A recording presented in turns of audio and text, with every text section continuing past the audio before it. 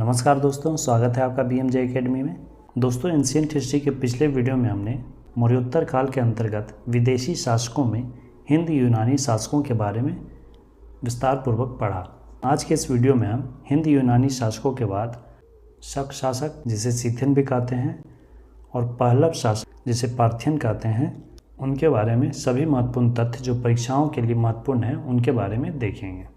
तो आइए दोस्तों शुरू करते हैं। शक शासक भारत में बोलन दर्रे से प्रवेश किए।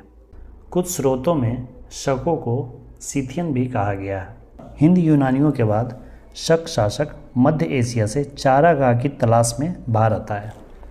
शकों की 5 शाखाएं थीं, जिनमें से सबसे प्रसिद्ध शाखा पश्चिमी शाखा थी। 5 शाखाओं में अफगानिस्तान, तक्षशिला, मथुरा, उज्जैन तथा नासिक थे। 58 ईसा पूर्व में उज्जैन के एक स्थानीय राजा ने शकों को पराजित कर दिया और विक्रमादित्य की उपाधि धारण की और विक्रम संवत नाम से एक नया संवत चलाया। तभी से विक्रमादित्य एक लोकप्रिय उपाधि बन गई।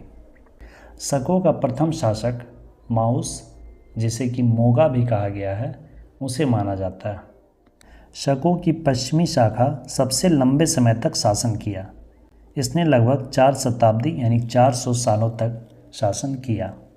शक शासक अपने आप को क्षत्रप कहा करते थे।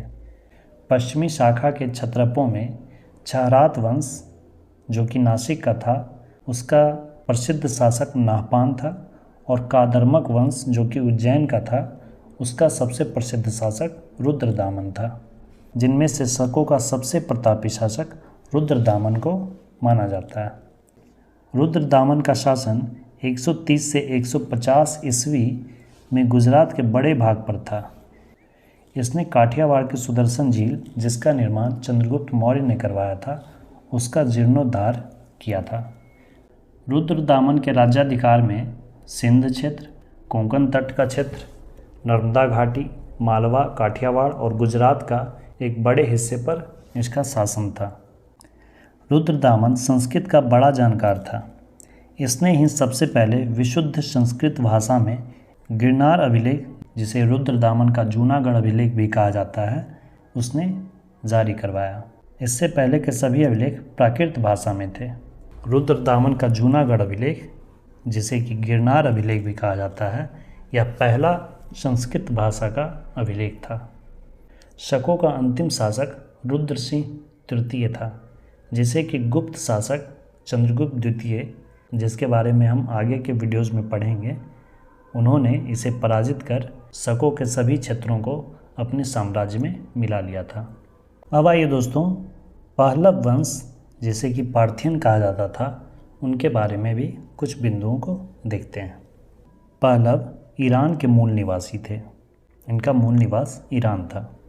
पश्चिमोत्तर भारत में शकों के आधिपत्य के बाद पार्थियन का आधिपत्य शुरू हुआ। इनकी राजधानी तक्षशिला थी। भारत में पार्थियन साम्राज्य का वास्तविक संस्थापक मिथ्रेडेट्स को कहा जाता है, जबकि पहलव वंश का सर्वाधिक शक्तिशाली शासक, सबसे प्रसिद्ध शासक गोंडोफर्निस था। इसका शासनकाल लगभग 19 ईस्वी से 45 ईस्वी तक था।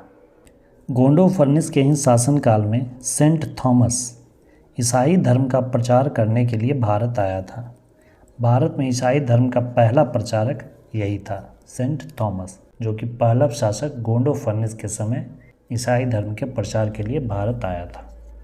पार्थियन शासकों का साम्राज्य का अंत कुषाण शासकों के द्वारा हुआ। दोस्तों, आज के इस वीडियो में इतना ही। अगले वीडियो में हम कुषाण वंश से जुड़े सभी महत्वपूर्ण जानकारियों को देखेंगे। कुषाण वंश एक महत्वपूर्ण टॉपिक है।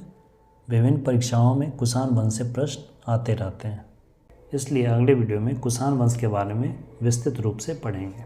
दोस्तों, वीडियो कैसी लगी अपना फीडबैक ज़रूर दें, और वीडियो को अंत तक देखने के लिए धन्यवाद दोस्तों। मिलते हैं अगले वीडियो में इसके अगले भाग के साथ। जय हिंद, वंदे मातरम।